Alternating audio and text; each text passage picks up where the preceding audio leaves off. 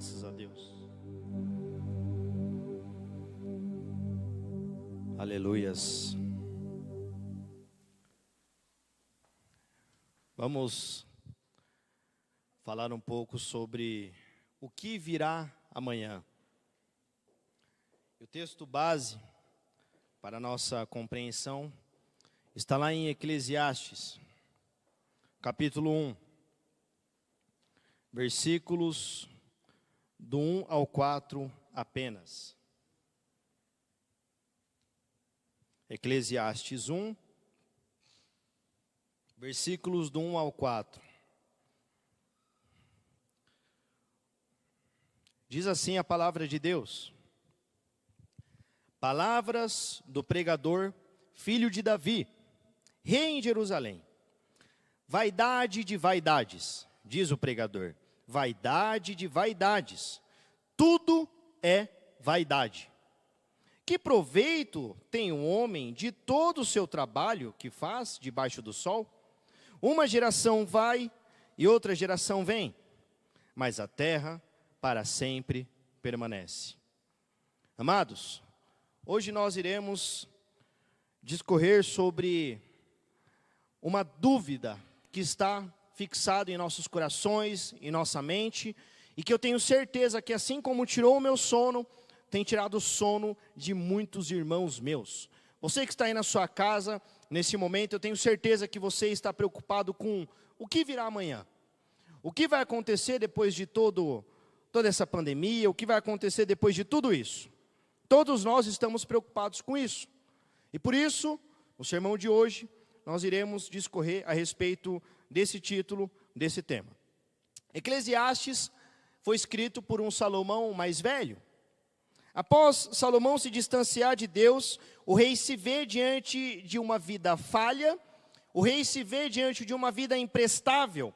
Eu me arrisco a dizer aqui, como um bom estudioso da palavra de Deus, que Salomão se vê sem Deus e chega à conclusão nos primeiros capítulos do livro de Eclesiastes que a vida é uma grande desgraça. A vida é um grande desastre. Nos seus primeiros capítulos, ele chega à conclusão que a vida não tem sentido algum. Conforme algumas traduções da Bíblia, diz que é ilusão de ilusão, tudo é ilusão, nada faz sentido, tudo é vaidade. E Salomão chega a essa conclusão no início do seu livro, que ele escreve já na sua velhice. E de fato, Salomão estava certo. De fato, Salomão tem toda a razão. Porque a vida sem Deus não tem sentido. Uma vida que nós levamos, uma vida, às vezes, afastados de Deus, uma vida com que nós não colocamos Deus como base, não tem sentido. Uma vida longe ou fora dos propósitos de Deus não tem sentido algum. É uma vida ilusória. Salomão está certo. Palavras de um velho sábio. Palavras do homem mais inteligente, palavras do homem mais sábio que já existiu na face da terra, de acordo com a Bíblia Sagrada, no seu tempo. Esse é Salomão de Eclesiastes. Segundo alguns teólogos e tradutores da Bíblia, Salomão escreveu Eclesiastes nos últimos dias da sua vida. Salomão escreve Eclesiastes quando já está no final de todos os seus trabalhos. Alguns estudiosos dizem que foi cerca de 1000 anos antes de Cristo. Que ele era sábio, nós já sabemos disso. Mas devemos levar em consideração que um homem quanto mais velho, mais experiente. Nós devemos levar em consideração que quanto mais velho, mais se viveu e com a vida se aprendeu. Por isso, Salomão ele tem uma mensagem importante para passar para nós. E lendo esse livro, lendo Eclesiastes, é claro perceber a intenção de Salomão aqui para conosco.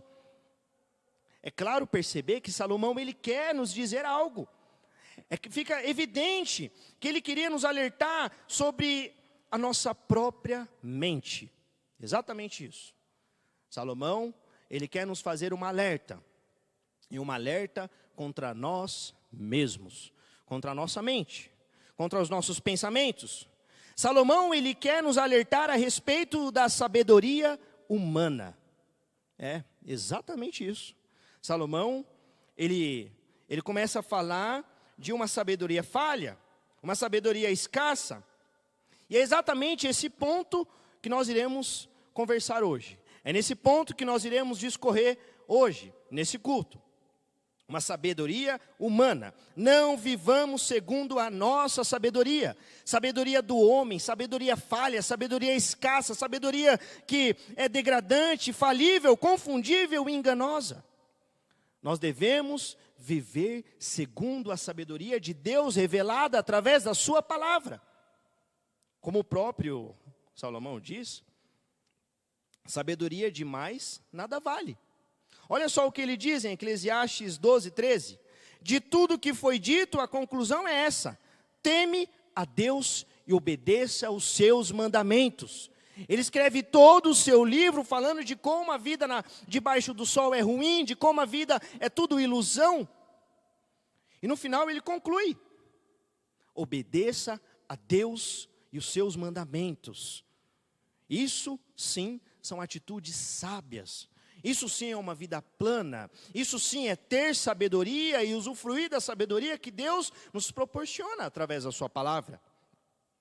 E baseando nessa linha de raciocínio, eu vou trazer algumas notícias. Eu trouxe algumas notícias para nós fazermos um comparativo e para que nós possamos tentar entender o que é que vai vir no dia de amanhã.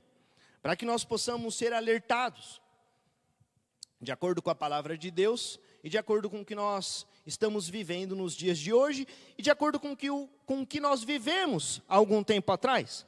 A primeira notícia é de 1929.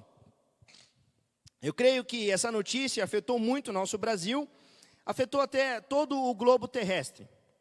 Em 1929, houve a Grande Depressão. Muitos irmãos aqui estudaram, você que está nos assistindo, eu tenho certeza que sabe o que é. Para quem não sabe, eu vou explicar de forma bem sucinta o que é. A queda da Bolsa de Nova York causou a Grande Depressão, em 1929, onde milhares e milhares de pessoas ficaram na miséria e muitos cometeram suicídio. Muitas pessoas ficaram na miséria, morreram de fome e o caos foi instalado não só nos Estados Unidos, mas em todo o restante do mundo. As pessoas ficaram desesperadas, sem saída, sem saber o que fazer. Isso há quase 100 anos atrás. E assim que estavam se recuperando da Grande Depressão, veio uma outra péssima notícia. Em 1941, a Segunda Guerra se estende ao resto do mundo, Estados Unidos entra em conflito com o restante dos continentes, entram todos em guerra, resultado: caos, mortes, conflitos internos e externos, fome, miséria por todo o mundo. E o globo terrestre necessitava por uma solução, o globo terrestre e o mundo estava necessitando por alguém que fizesse algo. A Segunda Guerra Mundial foi avassaladora. Muitas pessoas acharam que não ia passar naquele momento. E, de fato, muitos não passaram. Agora, uma notícia mais local. Uma notícia onde provavelmente você, que está nos assistindo, deve ter vivido na pele, ou conhece alguém, ou conhece alguém, que vivenciou essa notícia de 1990, uma notícia brasileira. O choque do Plano Collor. O que foi o choque do Plano Collor? Basicamente, o que ele fez foi reter 80% do over e limitou o saque a 50 mil para cada pessoa. Ele disse que ia estabilizar a inflação nacional, mas o que ele fez foi instalar o caos no Brasil. Novamente, muitos irmãos nossos perderam muito dinheiro. Muitas pessoas perderam família, perderam alimento, perderam emprego e o caos foi instalado no nosso território nacional. Esse choque do Plano Collor causou a queda da Bolsa, a paralisação do financeiro e, novamente, muitas pessoas passaram fome, muitas pessoas cometeram suicídio. Foi um caos completo instalado em nosso país e que afetou muitos irmãos nossos. Durante a semana, quando eu estava elaborando esse sermão, eu conversei com um grande amigo meu, que foi bancário, e ele falou para mim, não, realmente, Esse choque do plano Collor paralisou muita gente e muitos conhecidos meus que tinham grandes negócios suicidaram-se. Não só ele, como a sua família. Foi um caos instalado no Brasil. Foi um caos nacional. Só que as más notícias não são só no meio político, as más notícias não são só na área da economia. As más notícias são também no esporte, na saúde. Por exemplo, em 8 de julho de 2014, nós entramos para a história como vexame nacional, quando o Brasil perde para a Alemanha por 7-1. Infelizmente, isso entrou para a história, não só do Brasil, mas do mundo inteiro. Más notícias. Na saúde, por exemplo, hoje nós sofremos com um ainda novo vírus chamado corona ou Covid-19. E por aí vai. A grande questão é, as manchetes dos jornais são marcados por dias ruins. Isso é o que alimenta os repórteres. Isso é o que dá emprego para os jornalistas. As manchetes dos jornais todos são marcados por dias ruins, dias de desastres. E seja em qualquer área das nossas vidas, dias em que nós não prevemos. Dias em que nós não sabemos como lidar. Dias que chegam até nós e na maioria das vezes colocam a nossa vida de pernas para o ar. Dias ruins, más notícias, que nos coloca de ponta cabeça. E dias difíceis acontecem até hoje, aconteceram no passado e vão acontecer no futuro. Nós não planejamos esses dias. Aliás, é impossível de se planejar dias difíceis. É impossível de se preparar para uma desgraça, para um desastre. Nós não nos planejamos para doenças. Nós não nos planejamos para desastres naturais. Nós não planejamos uma demissão. Nós não planejamos uma dificuldade financeira. É difícil se planejar, é impossível se planejar para dias como esses, dias atribulados, dias em que são imprevisíveis. Mas nós, como estudiosos da palavra de Deus, nós como cristãos já deveríamos saber disso. Nós deveríamos saber de tudo isso, porque Salomão, com toda a sua sabedoria, já nos alertava disso. Ele próprio diz em Eclesiastes 7,14, no dia da prosperidade goza do bem, mas no dia da adversidade considere. Porque também Deus fez este em oposição àquele, para que o homem nada descubra o que há de vir depois dele. Dias difíceis virão. Dias difíceis acontecem. Mas a grande questão é, o que podemos tirar de proveito disso tudo? A grande questão é, qual mensagem Salomão quer nos transmitir? Qual aprendizado ele quer nos passar com essa palavra? Esse versículo, meus irmãos, diz muito mais. Esse versículo diz muito mais do que nós podemos imaginar. Na verdade, a base para todo esse entendimento está exatamente nesse versículo. Deus fez tanto dia mau, quanto dia bom. Quer você queira ou não, quer você aceite ou não, Deus está no controle de todas as coisas. E nós devemos dar graças a Deus por isso. Nós devemos glorificar ao nosso Deus por isso. Então, quais atitudes nós devemos ter quando vierem os problemas? Quais atitudes nós devemos ter quando vierem as adversidades da vida? Qual a atitude certa a ter quando vir os desafios? Eu sou chefe de casa? Eu sou chefe do meu serviço? Eu sou aquele que está liderando aquele grupo? Eu preciso me precaver. Eu preciso saber como eu vou liderar aquele grupo, como eu vou liderar a minha família nos dias difíceis. Então, qual atitude certa eu devo tomar nos dias difíceis? Antes de qualquer coisa, nós precisamos ter em mente que isso é inevitável. Por mais que nós nos preparemos, por mais que nós estudemos, por mais que a gente pague um convênio bom de saúde, um plano bom de saúde, um plano funerário, não adianta. Os dias ruins vão acontecer e nós não podemos fazer nada a respeito disso. Nós precisamos ter em mente que é inevitável, que os dias difíceis, os problemas, os desafios, não somos nós quem controla. Nós devemos ter em mente também que Eclesiastes diz aqui, Salomão diz em Eclesiastes 11:8, os dias difíceis serão muitos. A única informação que nós temos até então é essa. Serão muitos os dias difíceis. Se por um lado Salomão diz em Eclesiastes 7:14, para no dia mau lembrarmos do dia bom, ao contrário de Eclesiastes 11:8, diz que para no tempo de felicidade, lembrarmos dos dias de tristeza. Parece uma certa incógnita, parece que não fazer um certo sentido, mas a grande questão é, Deus é quem está no controle. Por isso nós devemos louvar a Deus.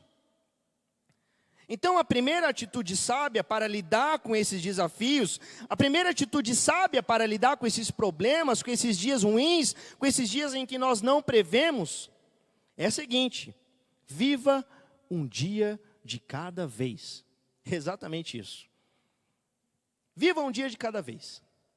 Tem uma frase, parte de uma frase latina, que diz assim: carpe diem.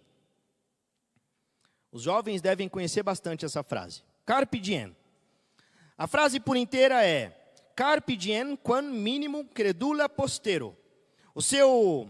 A sua tradução literal é: aproveita o dia e confia o mínimo possível no amanhã.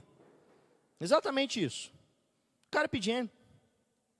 Extraída de uma das odes de Horácio, cerca de 30 a.C., tem numerosas traduções possíveis. A que faz maior sentido é: colha o dia. Outras traduções são: desfruta o presente, viva esse dia, viva o momento, aproveite o momento. A grande chave aqui é que o poeta latino exorta a desfrutar dos prazeres que a vida oferece no aqui e agora. Horácio está nos oferecendo a possibilidade de desfrutarmos de uma vida no presente, no momento, e que nós não nos preocupemos com o dia de amanhã. É isso que ele nos convida. No contexto da decadência do Império Romano, a frase resumia aproveitar o que há de bom em cada instante, já que no futuro nosso é incerto. O futuro da humanidade, para nós, seres humanos, é incerto. Nós não sabemos o que virá amanhã. Entretanto, a frase é repetida muitas vezes, frequentemente com sentido inexato de convite a viver alegre e despreocupado. E não é bem por aí. Eu vou vivendo do jeito que dá, do jeito que eu posso, mas não é bem por aí.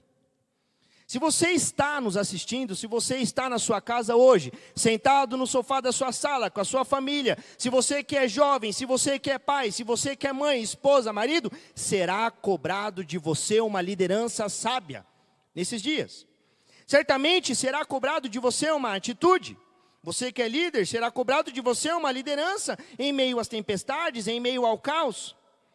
Você que é esposa, será cobrado de você um auxílio ao seu lar, auxílio ao seu marido e um amparo. Você que é pai, você que é marido, será cobrado de você o direcionamento do seu lar, o aconselhamento aos seus filhos. Aos jovens também serão cobrados. Você que é jovem, você que é irmão mais velho ou simplesmente vive numa sociedade onde muitas pessoas se espelham em você para viver, será cobrado de você. Você deve mostrar para as pessoas, para o seu lar, para a sua casa, para o seu marido, que você é a luz do mundo. É exatamente essa atitude que nós devemos ter. Mas então, como eu vou conciliar uma despreocupação em meio ao caos a uma liderança sábia? Como fazer isso? A resposta é simples, exata e prática. Confiando em Deus. Unicamente e exclusivamente confiando em Deus. Porque Jesus nos alerta que não devemos nos preocupar com nada dessas coisas, com nada desses dias ruins. Nós não devemos nos preocupar com as manchetes dos jornais. Olha só o que Jesus diz em Mateus 6,33. Busque primeiro o reino dos céus, e as demais coisas vos serão acrescentadas. Não nos preocupemos. Busquemos primeiro a palavra de Deus, o reino dos céus, um amor fraternal. É isso que nós devemos fazer. Viva um dia de cada vez. Confie em Deus, confie em Jesus Cristo e não se prenda ao passado. O ser humano tem essa mania ruim de se prender ao passado. Acerca disso, Salomão diz em Eclesiastes 7:10: nunca digas, por que foram os dias passados melhores do que esses? Porque essa pergunta não provém de sabedoria. E a gente tem esse erro. Aquele sentimento nostálgico ruim, tais como quando você está passando aquela dificuldade financeira, tais como quando você está passando aquela dificuldade no seu lar e fica se remoendo, lembrando de como era bom quando você tinha dinheiro, de como era bom quando você pedia uma pizza fim de semana, quando você comia um lanche, quando tomava aquela certa marca de refrigerante, de como era bom quando você tinha carro, não precisava ficar andando a pé. E a gente fica se remoendo, a gente fica pensando de como era bom isso, como era bom aquilo, e às vezes nós não conseguimos ver as atitudes de Deus no presente por causa de ficarmos presos ao passado. E não conseguimos ver as bênçãos que Deus nos dá hoje, e tudo isso acaba nos afastando de Deus. Deus, Ele nos proporciona inúmeros livramentos diários, Deus nos proporciona inúmeras bênçãos diárias. Mas a gente fica lembrando de como era bom isso, de como era bom aquilo, de como eu vivia bem, de como minha família vivia bem. O que passou, passou, meu irmão. O que passou já se foi. Quando nós não estamos presos no passado, a gente acaba se prendendo no futuro, com a despreocupação, com a preocupação na realidade. Nós ficamos preocupados com o que há de vir amanhã. O ser humano tem essa falha. Nós, seres humanos, nós homens, temos essa polaridade. Quando não é 8, é 80. Quando eu não me preocupo com o dia de amanhã, eu fico preocupado com o passado. Eu fico remoendo. Eu fico me lembrando de como era bom isso, como era bom aquilo. E o primeiro grande segredo e conselho que nós extraímos aqui é o seguinte: sobre como nós devemos viver em tempo de crise. É esse: viva um dia de cada vez. Carpe diem. Aproveite-o agora. Se apegue em Deus. Se apegue unicamente, exclusivamente em Jesus Cristo. Claro que a pergunta ainda fica no ar. Mas afinal de contas, o que virá amanhã? Afinal de contas, qual será o problema de amanhã? E essa pergunta ainda fica no ar. Só que lá em Provérbios, quando Salomão, no auge da sua sabedoria e da sua sensatez, servo de Deus, escreve as linhas do capítulo 27, versículo 1, dizendo: não presumas o dia de amanhã, porque não sabes o que ele trará. Parece até outra pessoa falando aqui, não é mesmo? Se por um lado Salomão de Eclesiastes estava enfadado, afastado de Deus, um Salomão de Eclesiastes que pecou muito, após de fazer muito tudo o que bem entendia, pessimista, sempre de cabeça baixa, desiludido com a vida terrena, a vida debaixo do sol, achando tudo muito ruim. Por outro lado, aqui em Provérbios temos um Salomão espiritual. Em Provérbios temos um Salomão conselheiro, um Salomão otimista, um servo de Deus.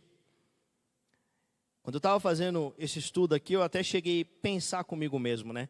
Se Salomão ouvisse os seus conselhos quando ele era mais novo, talvez não teria errado tanto.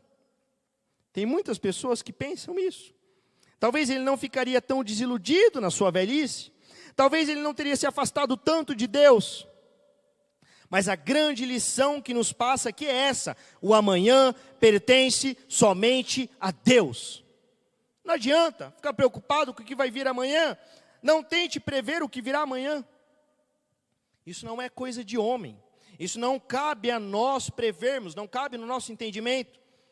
Mas devemos nos apegar a Deus. Nós devemos nos apegar a Deus e na força do seu poder, vivendo um dia de cada vez, confiando unicamente e plenamente no nosso Senhor Jesus Cristo, que nos prometeu morada nos altos céus. Jesus Cristo nos prometeu um lar celestial. Ele prometeu vir nos buscar. A palavra de Deus nos diz que ainda virá muitos desastres. Aliás, o próprio Cristo nos alertou acerca disso, quando Pedro, Tiago, João e André perguntam a ele: mestre, quando será o fim? E aí Jesus responde: se levantará nação contra nação, reino contra reino. Haverá terremotos em diversos lugares, haverá fome, tribulação. Essas coisas são só o princípio das dores. E aí acontece um pequeno desastre, acontece uma coisa isolada, a gente já fica: meu Deus do céu, é o fim do tempo, é o fim do mundo, o que vai acontecer, o que vai vir amanhã, o que será de nós, o que será da nossa família? A gente perde o emprego e já acha que a vida acabou. Eu mesmo vivi isso na pele. Eu tenho certeza que muitos pais de família também. O amanhã é isso, o que virá amanhã é isso, é dores, sofrimento, dias difíceis, tudo que Salomão previu. Nossos dias aqui na terra são dias de sofrimento, dias de dores. É claro que nos dias ruins, nós devemos nos apegar e nos lembrar dos dias bons. É isso que Salomão nos alerta. Lembra do dia bom, se apega em Deus. Devemos nos lembrar das coisas boas. A grande questão foi respondida aqui. O que virá amanhã? Desastres. Só que para nós, promessa. Para os cristãos, salvação. Para os crentes, os que confiam em Deus, é vida plena. Vida na presença do Senhor. Vida nos lares celestiais. Glórias a Deus por isso, meus irmãos. Agora talvez nós precisamos pensar: o que acontecerá conosco no dia de amanhã? O que eu vou fazer no dia de amanhã? Qual atitude eu vou tomar no dia de amanhã, quando os desastres vierem, quando as notícias ruins vierem? É isso que nós precisamos pensar. Qual atitude tomar?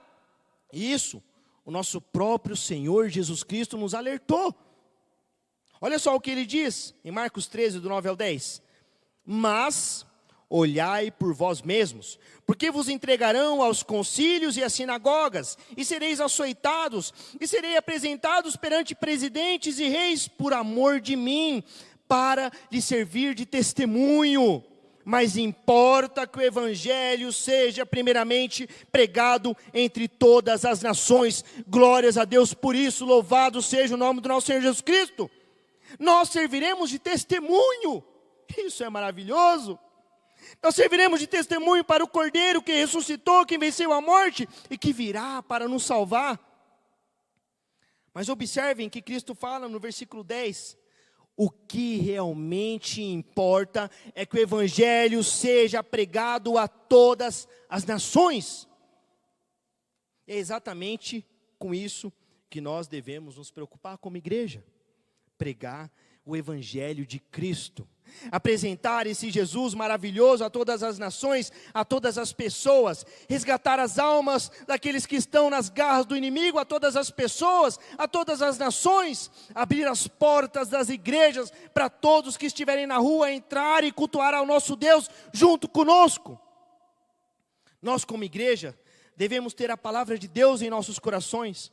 Nós como igreja devemos ter a palavra de Deus na ponta da nossa língua. Porque uma criança de 12 anos do outro lado do mundo sabe a Bíblia toda na ponta da língua, e o filho do crente brasileiro não sabe o versículo bíblico.